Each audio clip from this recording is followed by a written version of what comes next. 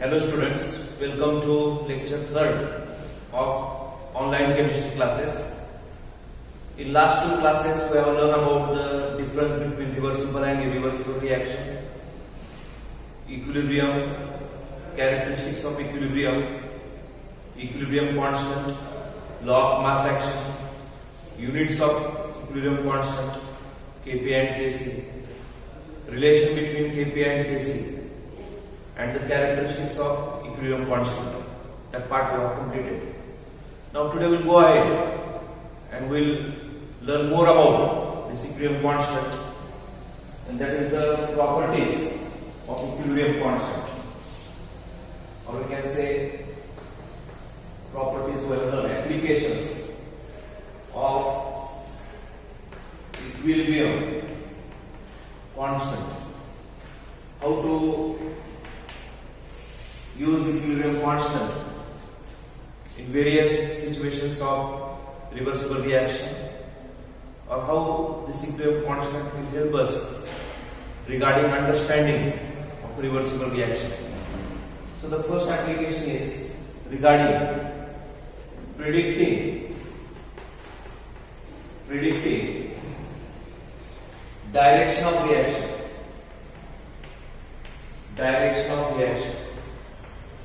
Now what do we mean by direction of reaction? If reaction is moving from reactant to product, we call it as forward direction. And if it is going from product to reactant, we call it as the backward reaction or reverse reaction. So as the reaction is reversible, it can go in either direction, and this equilibrium constant helps us to predict whether our reaction is moving in a forward direction or in the backward direction. How it is able to do that? For that, we need to calculate this QC, which is nothing but reaction coefficient. Coefficient is ratio. We know another one term, Kc, which we call it as equilibrium constant. Now how we define equilibrium constant? We said that it is a ratio of molar concentration of product to molar concentration of reactant raised to powers equal to their stoichiometric coefficient at equilibrium. That's how we define the equilibrium constant. It's the ratio of molar concentration of product to the molar concentration of reactant raised to the stoichiometric coefficient, respective stoichiometric coefficient at equilibrium. Now QC is nothing but the same definition. See, it is also the ratio of what? Molar concentration of product to molar concentration of reactant. Again we use this word raised to powers equal to their respective stoichiometric coefficient, but not necessarily at equilibrium. Now this is different. This is at equilibrium, and this is not necessarily at equilibrium. Not necessarily at equilibrium means it can be at any point of the reaction. For example, this is the starting point of the reaction, and this is the product in part of reaction. we may measure concentration ratio of product to reactant at any time, and that we call it as QC. And if we measure only at equilibrium, that we call it as KC. Just like the exam is of 100 marks, student can score from 0 mark to 100 mark, but passing mark is 35. If it is less than 35, it is fail. If more than 35, pass, like that. So QC is the concentration ratio at any point, not necessarily at equilibrium. It may be at equilibrium. If it is at equilibrium, QC is equal to KC, like that. But it may be before equilibrium, it may be after equilibrium, or it may be at equilibrium. Now, how this direction can be predicted? We have to compare this QC and KC. If this QC is equal to KC, we can say reaction is at equilibrium. If QC is equal to KC, the reaction is at equilibrium. Reaction coefficient is equal to equilibrium constant. The reaction is at equilibrium. If this QC is less than KC, means KC is greater than QC, the reaction proceeds in forward direction. We can say that reaction is moving in a forward direction. If passing marks are more than 35, student is getting promoted, like that. So reaction is moving in a forward direction. And if this QC is greater than KC, we can say reaction proceeds in backward direction. Reaction proceeds in backward direction.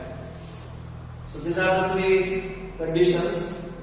We have to define reaction coefficient, calculate it, compare with KC, because KC is constant, equilibrium concentration, its value is known, it is fixed at given temperature. But QC is changing, and we have to compare this QC with KC, and we come across these three different situations. Either it is equal. If it is equal, reaction is at equilibrium. If KC is greater, it is in forward direction. If QC is greater, it is in the backward direction. In that way, we can compare and we can predict this. We can explain this by bar diagram, so that it will be more easier to visualize it. This is QC and this is KC.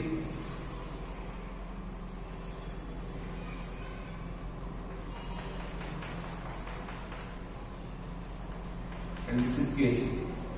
If QC is equal to KC, we can say reaction is at equilibrium. In another situation, this is QC and this is KC. Just now we have seen. If this is QC and this is KC, and KC is greater than QC, then reaction is moving in a forward direction towards the product. And if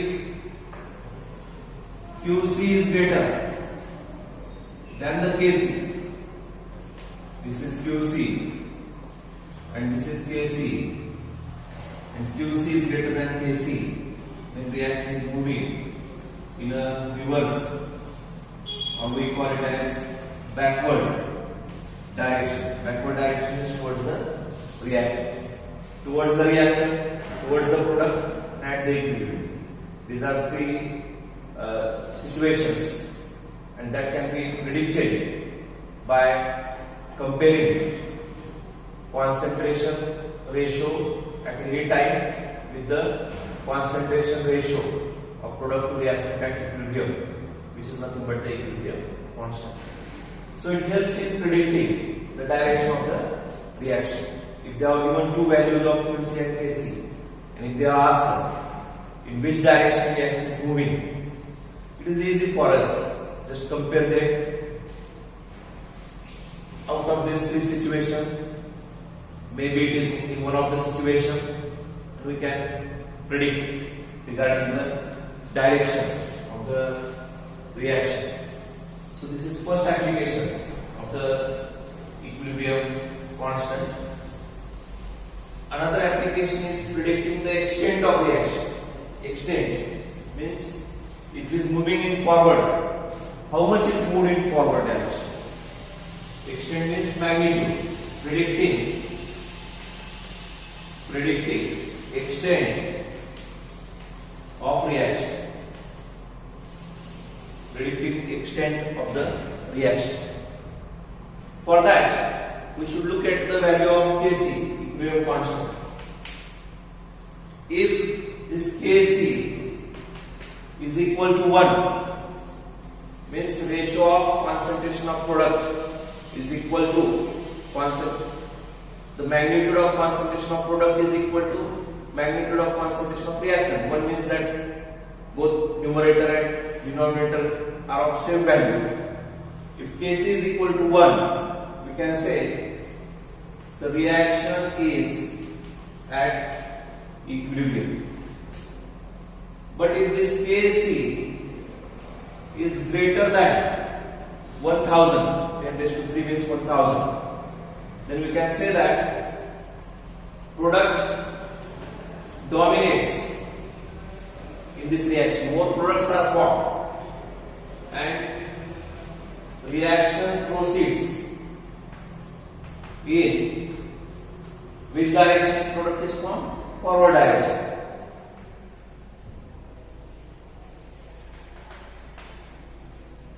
And if this Kc is less than 10 raised to minus 3, means its value is very low. Here it is large and here it is very small. 1000 is large and 0.001 is very small. We can say reactant dominates and reaction proceeds in backward direction. So we can compare the extent of reaction by comparing this value. For example, Kc is equal to 10 raised to 2 and Kc is equal to 10, and they ask which reaction is moving in forward direction. This is nothing but 100. We know that 100 is greater than 10, so it is moving in a forward direction.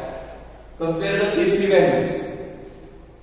If it is 10 raised to minus 2 and 10 raised to minus 3, it is small, so it is moving in backward direction, and comparatively this is moving in a forward direction. So compare the value of Kc and you will understand the extent of reaction which the reaction has been proceeded.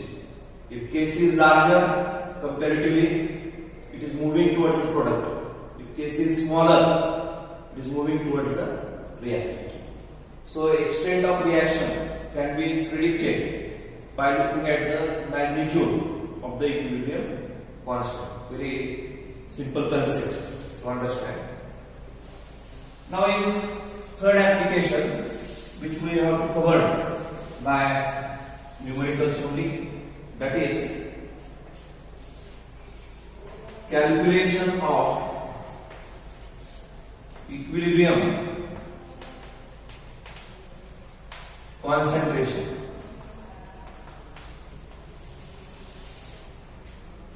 This we cover in numerical problems. We solve numerical problems and then we will come to know how equilibrium concentration can be calculated by using the value of Kc. We can easily understand now why we can calculate this, because Kc is nothing but equilibrium concentration of product divided by equilibrium concentration of reactant. So there is quite very established relationship between these two, equilibrium constant and equilibrium concentration. So we can do that if we know the value of equilibrium constant. We can calculate the value of equilibrium concentration. So these are the three applications. The last third one I will solve so many questions, and this will also cover. Predicting extent, looking at the value of Kc. Predicting direction, comparing value of Kc with the Qc. These are the few theoretical things. Of course, that will be more clear as we do more and more questions. Now, next part after this is the relation between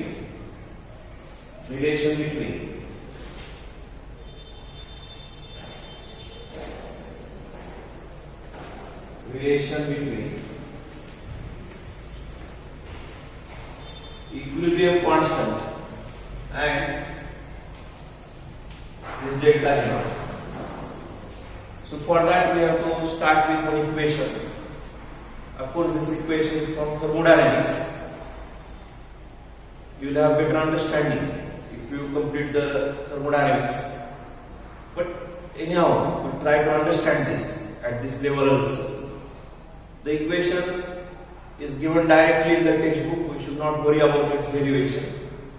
The equation is delta G is equal to delta G naught plus RT natural log of Qc is the relation. This equation, we have to start with this. Now this delta G is nothing but free energy change. Delta G naught is nothing but standard free energy change.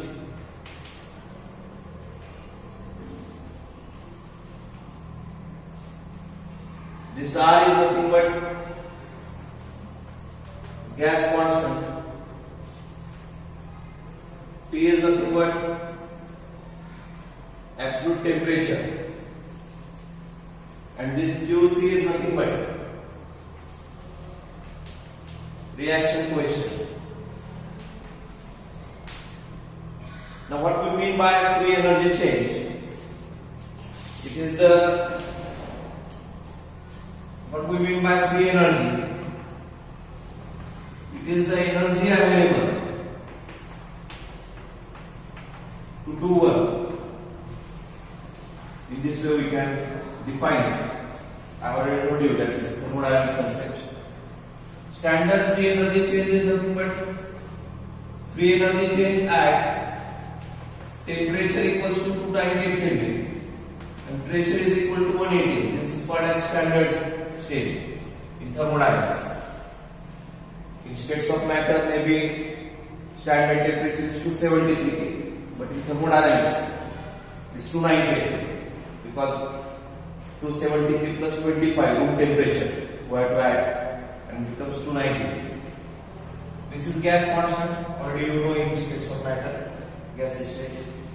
Absolute temperature is given in degrees Celsius at 273 and Qc is nothing but reaction coefficient, and this Ln is nothing but natural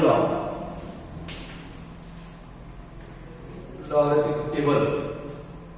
We have to use mathematical concept. From that, you have to take that value. So this is about the equation given here. Now we will apply one condition here. At equilibrium, as we are learning equilibrium condition we have to apply. Delta G equals to 0 and Qc is equal to Kc at equilibrium. So this equation becomes 0 equals to delta G naught plus RT natural log of Kc. So this delta G naught is equal to minus RT natural log of Kc, and it is 2.03 RT log to the base of 10 Kc. This is standard free energy change. This is number 2.03, gas constant, absolute temperature, log to the base of 10 means we can see that value in log table, and this is the equilibrium constant. So this is the equation which we have to use in solving numericals. This is standard free energy change, and it is related to the equilibrium constant Kc. How it is related?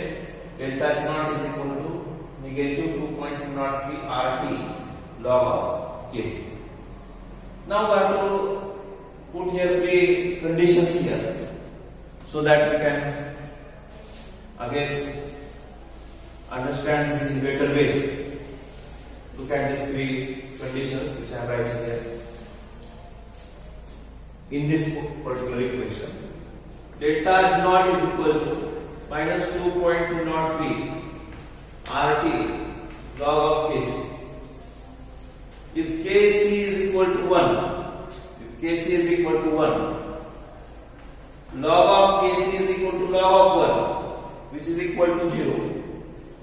And if this is 0, this whole term becomes 0.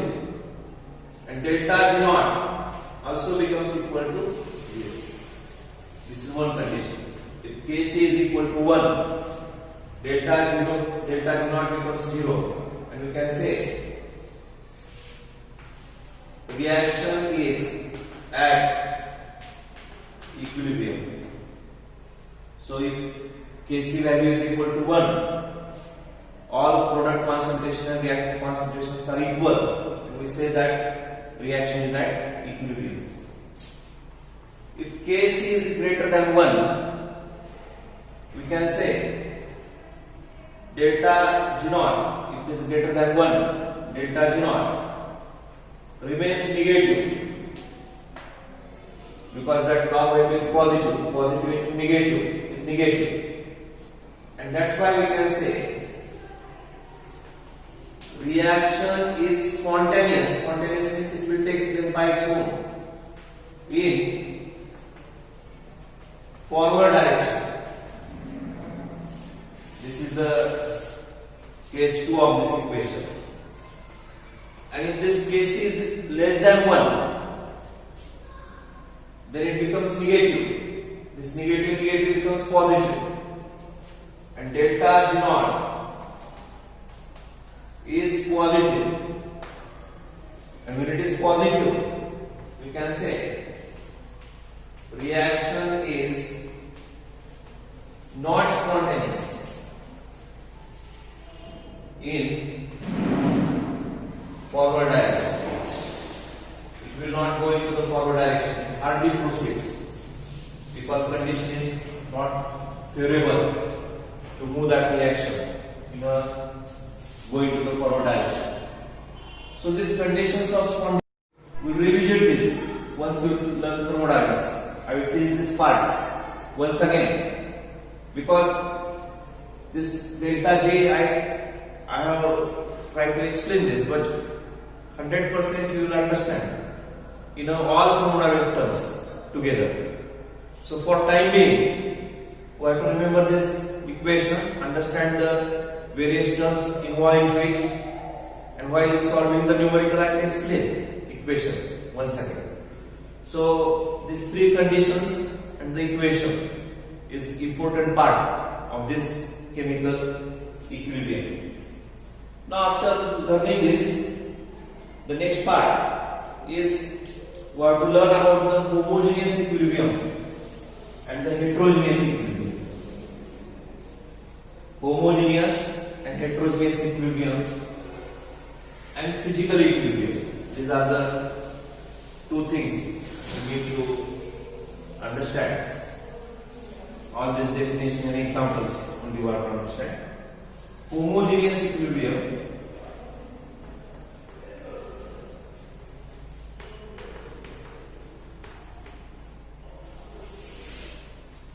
and heterogeneous equilibrium.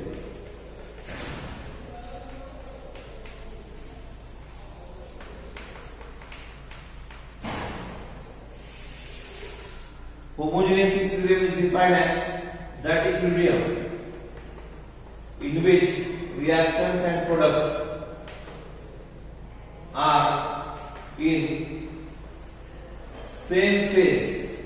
Same phase means they form uniform mixture. It is difficult to distinguish which is the reactant and which is product. They form homogeneous mixture, that we call it as same phase. And as name suggests, heterogeneous, reactant and product are in different phase. We'll take the examples. Nitrogen in gaseous state, hydrogen in gaseous state, reversibly gives ammonia in gaseous state. We can balance reaction like this. So this is in gaseous phase, this also gaseous phase, this also gaseous phase. That's why it is called as homogeneous equilibrium. And hetero means H plus ion in aqueous state, add 2 electron to it, and it becomes H2 in gaseous state. So this is in liquid state and this is in gaseous state. We can easily see the bubbles of nitrogen coming out.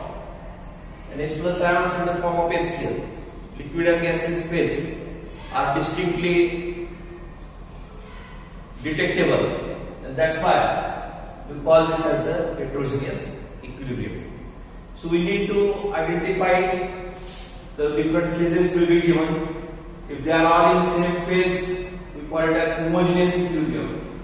And if they are in different phases, we call it as the heterogeneous equilibrium. It is very simple. Phases will be given in the question itself. So you have to just classify it whether it is homo or hetero. We will take questions on that. But this is the simple concept: homogeneous equilibrium and the heterogeneous equilibrium. Reactants and products are in same phase homo, different phase hetero. And then we have to learn about the physical equilibrium.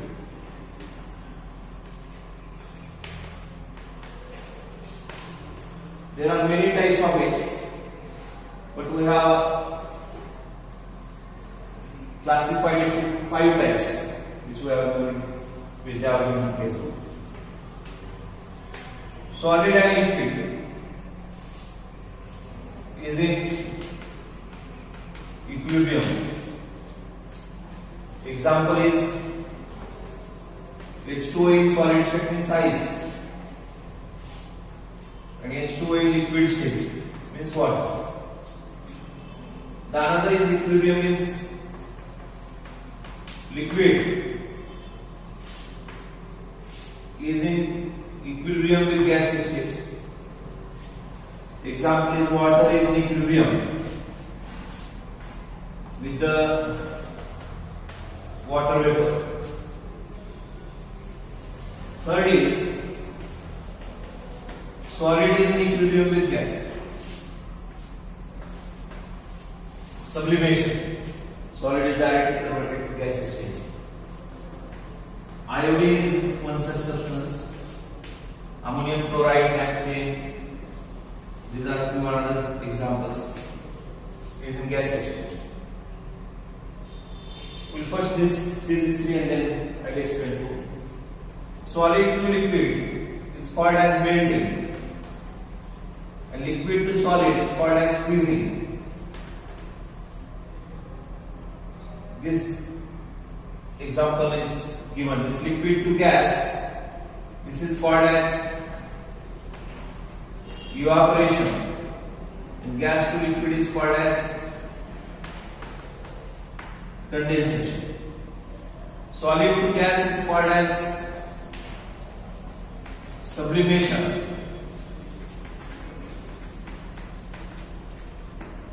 and gas to solid is called as condensation. If you look at the first physical equilibrium, same substance H2O, they are present in different physical state. When we say that equilibrium is reached in its first state, first example, when rate of melting is equal to rate of freezing, then we call this as the equilibrium. opposing processes. Forward direction is melting, reverse direction is freezing, and when their both rates are equal, we call this as the equilibrium.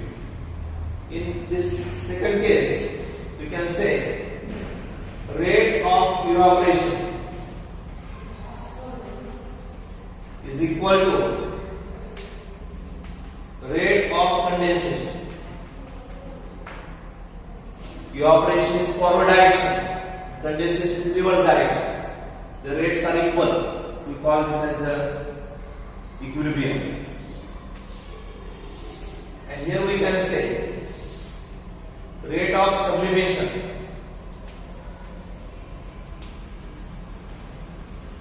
is equal to rate of, why we say condensation? Because particles are coming closer.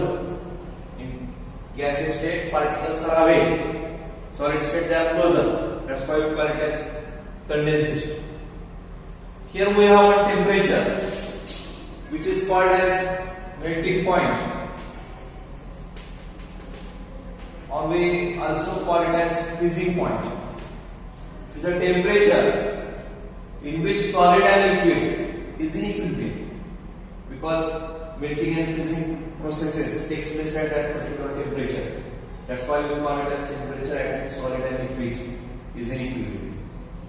Liquid to gas, we have a temperature called as boiling point. What is the boiling point? It is a temperature in which liquid is in the equilibrium with the gaseous phase. So these two definitions we can explain with the help of equilibrium. Why it is called as physical equilibrium? Because same substance is existing in two different physical states, H2O, H2O, H2O, H2O, iodine, iodine. Only physical state differs, and there also equilibrium arises where both opposing speeds are equal. That is called as the equilibrium. Now fourth one, I will write here. It is a solid solute is in equilibrium with the liquid solution. Means if we go on adding the sodium chloride in a liquid solvent, water, it go on disappearing into it. But stage is reached where the solvent cannot dissolve any more solute into it. We call this solution as saturated solution. So there is an equilibrium between the solid solute identity and the liquid solution form. What type of equilibrium and which opposing processes are taking place here? Solid disappears into liquid is called as dissolution, and from this liquid solids get separated. We call it as crystallization. So rate of dissolution is equal to rate of crystallization. Which two rates are equal? Rate of dissolution is equal to rate of crystallization in the solid solute to the liquid solution. And one more last is physical equilibrium, which is the gaseous solute.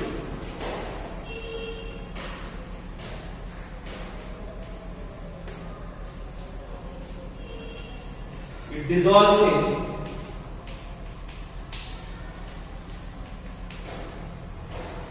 we call it as dissolution,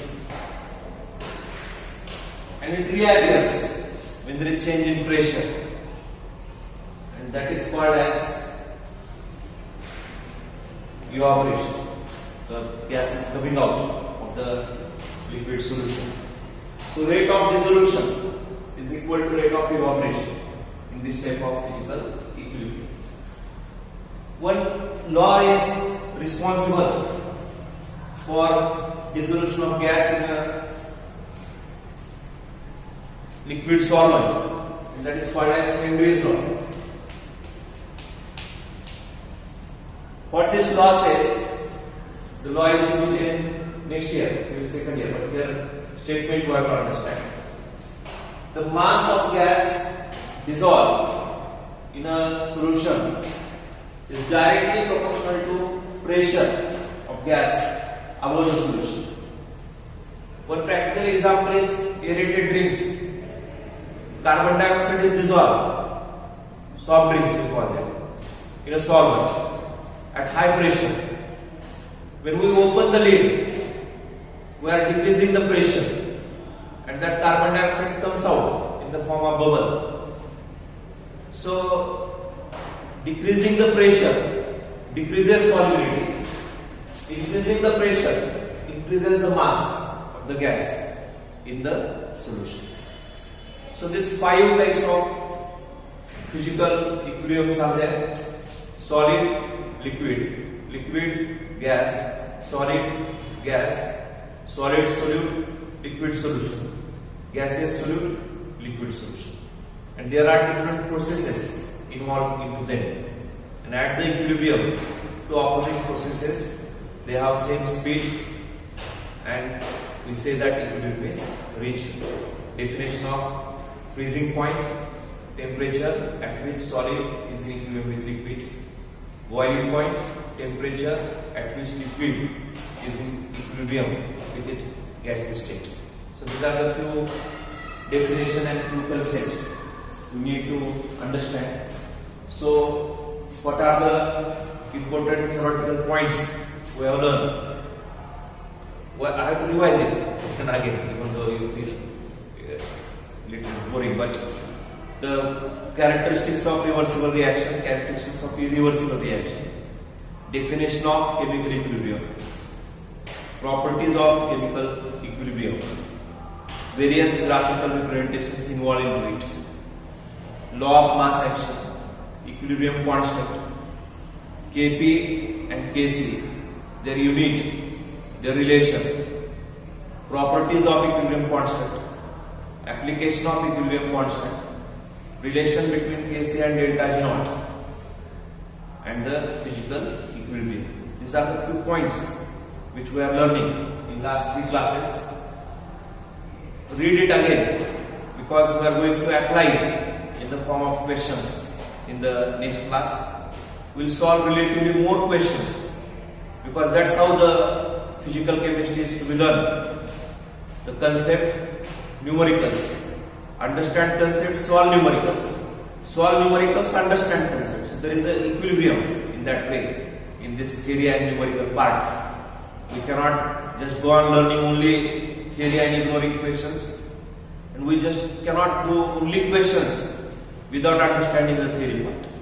So there should be, I have told you that equilibrium should exist between this, and also equilibrium should exist between you and me, because these classes are going on.